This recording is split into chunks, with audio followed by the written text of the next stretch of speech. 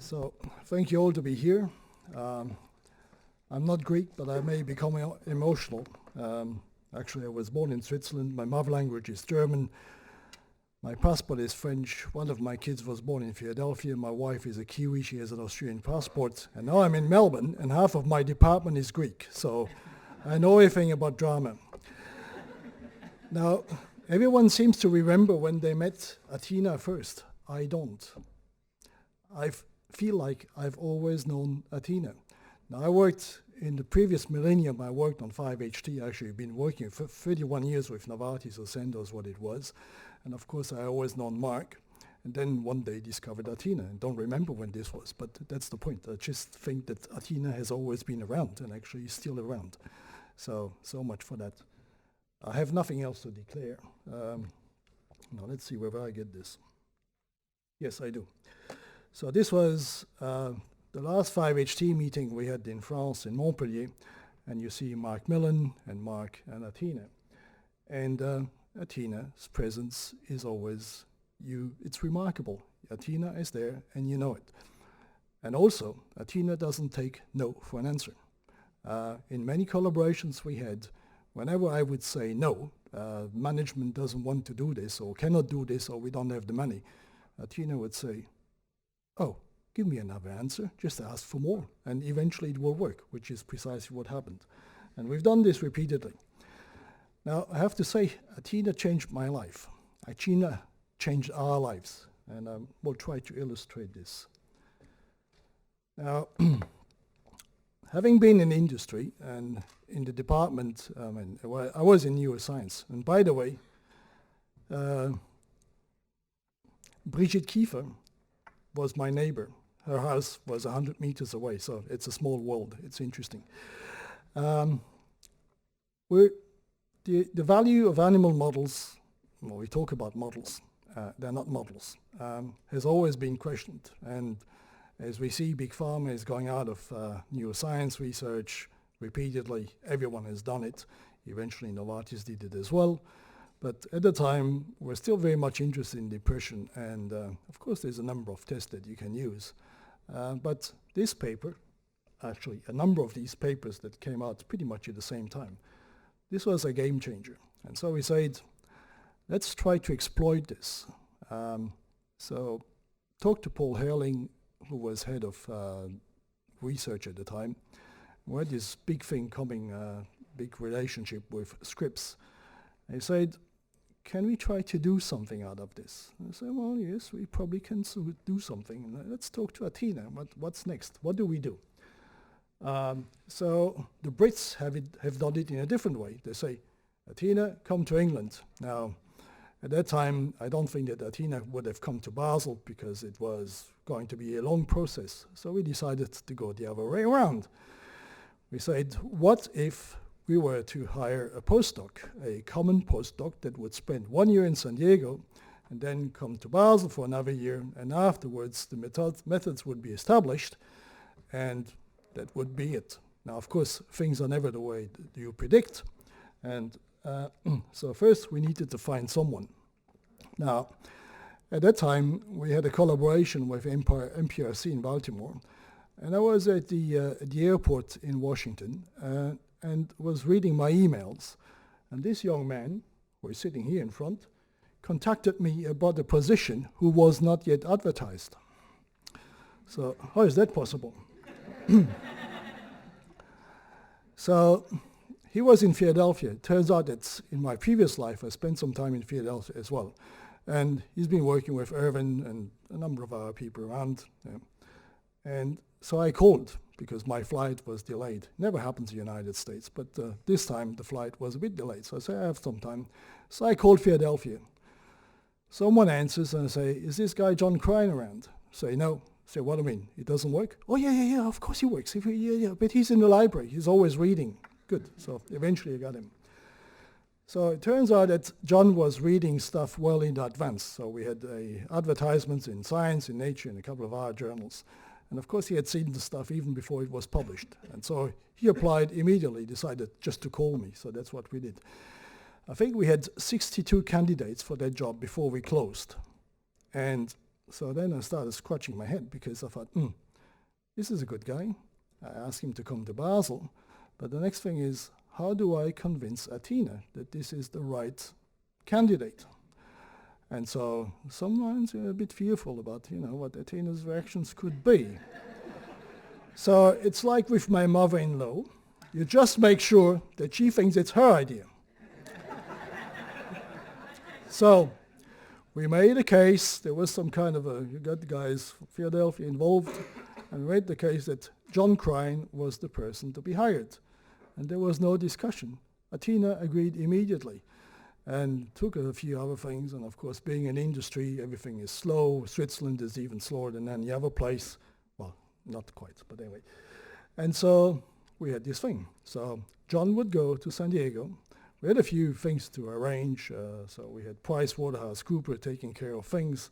And of course, as usual, they blew it. So we had a moment of panic when after about 10 weeks or 12 weeks in San Diego, we realized that John Crine didn't have any health insurance in the United States. Now, and I was at a retreat somewhere in Davos, I think in the Alps, and heard about this. And then I call human resources and I say, this has to be fixed. Well, this has to be fixed now. And the guy in human resources, as usual, would say, oh, this is not possible, it takes some time. So I called Paul Herrling, who was head of research and development, and I said, Paul, we have a problem. It's like Houston, we have a problem. So given time differences between Basel and San Diego and then back to Basel, I said, we're going to sort this out. And of course, Athina was already getting a little bit excited. But next morning, 7 o'clock, got an email from the guy from Human Resources saying, it has been fixed. Fine. So don't believe in panic. And actually, Athina never believed in panic. I don't think that her amygdala was functioning the way the amygdala of our people are functioning. Fear is something that Athina would not know, would not accept, and you could not explain what it is. Right. So out of this, what happened? Well, to cut a long story short, all the plans completely failed, well, to some extent. So John went to San Diego. I mean, this was kind of the Irish mafia going into Scripps. Yeah, the other guy is sitting there. Out of this is a few of the significant papers that have been published by Athina. I probably miss another 200 or so. But this is one of the most cited, Crine, Markou, Lucky. So Lucky is in Philadelphia. But anyway, and you go through the things. So I'm not going to talk about science at all, actually, because I don't know what I'm talking about. These days I keep shifting papers from one end of the desk to the other and talk to the Australian Research Council and NHMRC and things like this. But there's something here which is a constant in what Athina has been doing. Most of the people work in one single field, in something which is extremely narrow. Athina has been able to work on 5-HT, on peptides, on GABA-B, on mGluRs, name it. And she has made transformative findings. And not only this, she has this, it's like almost an infection. You read one of these papers and you tend to believe it. Actually, you cannot not believe what Athina says, because otherwise you're in trouble. So you have to believe what she says. So this is one of these papers, right? This is the depressed rats. The depressed rat doesn't exist. It's probably the psychiatrist who is depressed, but that's something else. There's been a review of models. Of course, models don't exist. And eventually what we see at the bottom, if I find this thing, this is what we were interested. Now the problem is that ease of use is fairly low. Reliability, well, it is high. Specificity, medium. Applicable to mice, yes, we've done it. But industry, as mentioned before, is interested in high throughput screening, etc., etc. So we got the model established. We even had another series of panic attacks when some vet at Scripps started to make accusation about things going wrong in the lab. And fortunately enough, we had also sent a technician who was, number one, interested in traveling, and number two, he was an extremely good technician, and so he started working there. And then we had this problem with animal issues, and everything was kind of shut down, but he could continue to work almost secretly, which he did, and this was fantastic. Now, what else? Oh yes, we've published a few things, like amphetamine withdrawal or nicotine withdrawal, and you see that the combination of fluoxetine with the 5-HT1A antagonist has actually fairly massive effects. That's pretty convincing in terms of data. Now, Athina's attention to detail, she would always explain to me what kind of statistics she's using, and I'm bloody useless with statistics. I use the BUT. It's the bloody obvious test. You see it or you don't see it. If you need to do statistics, then it's almost like in the clinic. The effect is going to be like this. But Athina would always tell us that statistics are highly important, so we trusted her. What else did we have? Well, that's one of these others. John Crine. Chronic amphetamine induces depressive-like behavioral effects in rodents. Yes, indeed. And I think that this certainly applies to human condition. But more importantly, just the next slide, which no one is going to be able to read, this is a short overlook of papers that have been published by Athina in combination with people from Sandoz at the time and then Novartis, and it covers all kinds of fields. Talked about mGluR5, so we've seen this paper, mGluR5 again. This was essentially with Fabrizio Gasparini and Paul, metaprotropic enthalamine, CF1, nicotine, dopamine, again, group 2, metaprotropic receptors, AMPA receptors, GABA-B.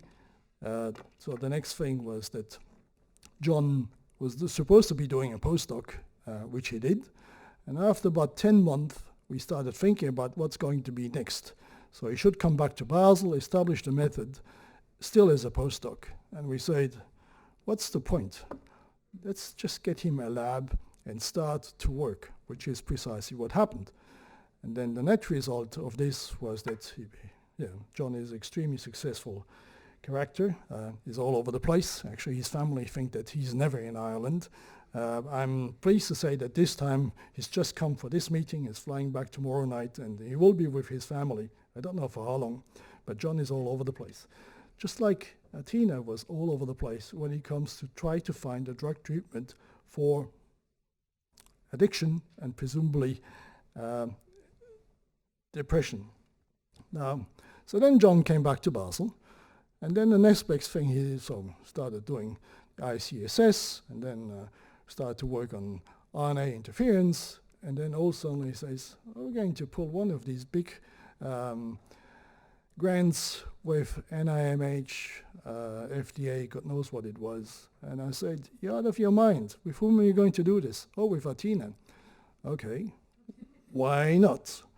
And this is where you discover what grant writing is and how you sell your stuff, because it had to be sold both to NIH eventually, but also at Novartis. I mean, doing this kind of grants, making sure that you have the chemist and the biologist, behavioral stuff, in vitro on both sides, and it's not in two countries. I mean, this is the distance between Basel and Melbourne is about, no, Melbourne is a bit over the top, but the distance between Basel and San Diego, 0 minutes, is about the same as San Diego to Melbourne, and it's all feasible, right? So, last thing, when we had a long day working in the lab and talking about things in the evening, we would go and just walk here around, and this was some of my favorite walks we did.